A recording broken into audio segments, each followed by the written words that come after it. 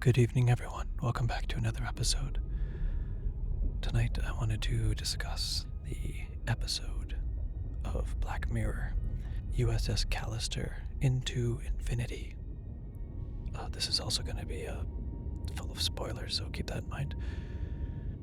I was so excited when I caught a glimpse on the TV that there was an episode of Black Mirror this season that was going to be a sequel to the Callister episode in 2017. I just absolutely loved that episode. Honestly, I haven't been a huge Star Trek fan in my life, but I do appreciate Star Trek and Galaxy Quest and all those fun IPs, but I know something about this was just so outlandishly fun and high-tech, and also hits pretty hard on the mind-blowing aspects of cloning someone's consciousness. So back when the 2017 episode came out, I didn't know who Kristen Milioti was. She plays Nanette Cole. Kristen has been in a few things over the years, and I didn't realize that was her in The Wolf of Wall Street for quite a while. At the beginning, Leo's wife there, and she's so chameleon-like. She just kind of hides, or maybe disappears into her roles. She was great in The Penguin. She was doing something with this stare of hers that was like looking through your soul. More like how an insect might stare at you. Something about her black eyes came off kind of insect-like there, and I don't know how much was she wearing contacts, or was she just doing this insanely creepy look that was great. Anyway, yeah, I think she's fearless. Jimmy Simpson plays Walton. This guy was cracking me up the entire episode. He's so funny. I wish we got more of this guy. He's got like leading comedy potential, I feel like. Man, like almost every moment this guy was on screen, I was cracking up. And that's just really refreshing. There's not a lot of people that can do that for me still. He was doing so much with this role. He'd bring in so much to it. He's probably just making everyone laugh on set. Just the way he stands and poses his body, and the way he sits in just this odd way, especially while he's wearing a loincloth, and anyway, hilarious.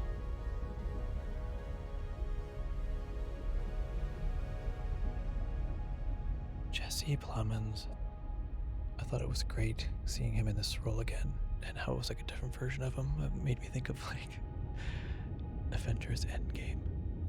It's like,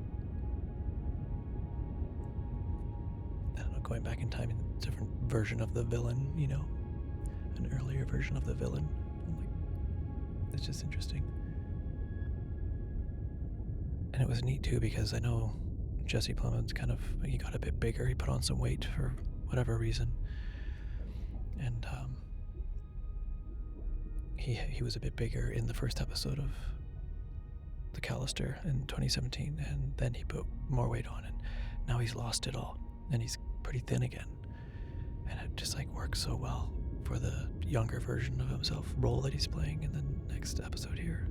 Because he's supposed to be like the young starting out guy, and then him being thinner now really helps with that. Oh, this is him when he's younger. It really sold that and made it seem just fit perfectly. Honestly, for a minute there, I thought he was going to be a good guy. And I was kind of hoping he would end up like the younger version, not corrupted yet, and he was actually a good guy, but it didn't pan out that way. He just like... he is crazy.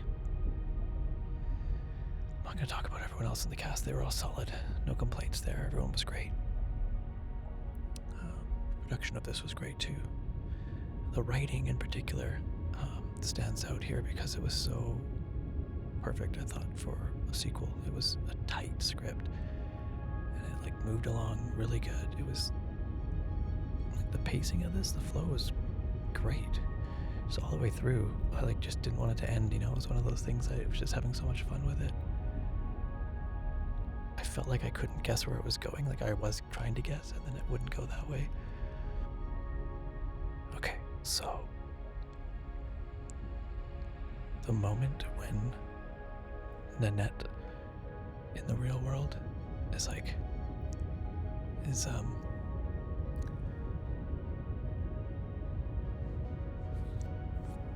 talking with the Walton character in real life, and he's like following her out to the parking lot. He's like after her. He like tries to go for her phone for a second. He's like, sorry, my bad, like crossing a line here. And it's like, whoa, man, he just like went for her phone. You're wild. And she's like freaked out and she's backing away. She's just trying to get away from him. And she ends up getting in the middle of the street, and I can't remember what she says to him now. I wish I could remember it, but she's just not thinking at all about where she is, and honestly, neither was I. I actually didn't even notice at the time that she was standing in the middle of the road. I was so like engaged with what they were talking about. And then this truck or van or whatever just smokes her, and I was like, me and my girlfriend just jumped, like huge jump scare. And I'm pretty sure I was like verbally like, oh no. Yeah, so that was great. I feel like I can always see the person getting hit by a car moments. I feel like I can see them coming usually, so that I was completely blindsided by that. Yeah, really cool decision there. And I think it was just a clever idea to have the new villain just be the general online players. That's really cool. And really neat to see how there's like these two rogue players that don't have gamer tags.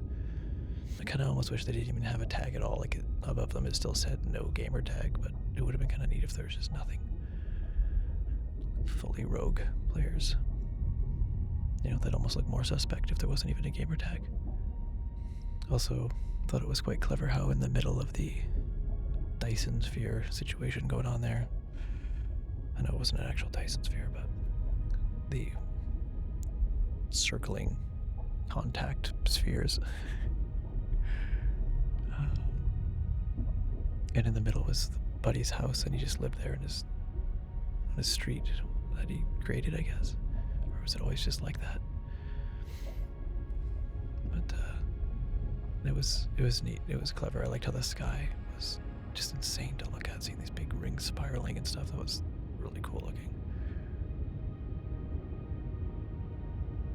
And a nice way to save money on the budget too, to not have to worry about creating this crazy psychedelic, you know, alternate dimension of his mind. I like that it was just a street. It's almost like the scene in Interstellar with the library. Inside the middle of the black hole was home. I also thought it was kind of neat how they didn't bring back the bad guy, because he just like, they said he died, but he looked like he was trapped in the dark dimension there. Like he didn't actually, you know, in the game did he actually die? So I thought that would have been an easy way for them to go with the writing, and I'm glad they didn't, because I just, you know, I was actually just expecting that. I was like, when's he gonna show up, you know? And I wasn't expecting it to be a different version of him that's just sent to work the entire time like a digital slave. Ugh. It's creepy stuff. Another thing I was thinking about with this show is, do you think that this could survive as a TV series? Do you think this could, I don't know if the idea has enough energy. I mean, you could do this. You could, if you had the right writers, you could make seasons of the show. For sure. Because it's like fun and hokey, but it's also got heart. You know, and it'd be nice if they got some Star Trek writers up in there. Just like breathe a little detail into it. We just need like a new Star Trek show or something, a new space exploring sci-fi series that's just fresh and good. And I don't know, people keep trying, but how much do you think it cost to make this episode? USS Callister into infinity. Budget. Okay, how much do you think that episode cost to make? Like, they don't actually have an answer. Interesting. Can't actually find the budget. So the cost of the exact budget for the USS Callister Into Infinity episode of Black Mirror is not publicly available. Huh. However, Wikipedia mentions that Netflix paid $40 million for 12 Black Mirror episodes, split into 2 seasons. Since USS Callister Into Infinity is one of the 6 episodes in season 7, which is a follow-up to the original USS Callister, the total budget for this season would be less than $40 million.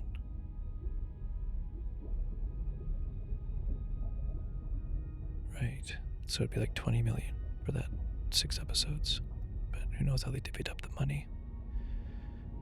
I guess you could probably cheat it pretty good. I wonder if it was like $6 million or something like that. I guess a lot of it was like taking place on the Earth and stuff. It wasn't like a huge amount of space stuff, which is a pretty good trick. Because it didn't feel like that. It didn't feel like it was cheap. Wonder how much screen time we actually got on the ship now that I think about it. How many special effects shots, I wonder. Anyway. Well, there you go. We don't know the budget for it, but I would guess 6 to 7 million. Maybe 8 million. No, I'm going to go with my original guess of 6 million. Even though I can't prove that it's right or wrong. Anyway, I just wanted to talk about the episode a little bit, so thanks so much for watching, and you'll catch me in the next one.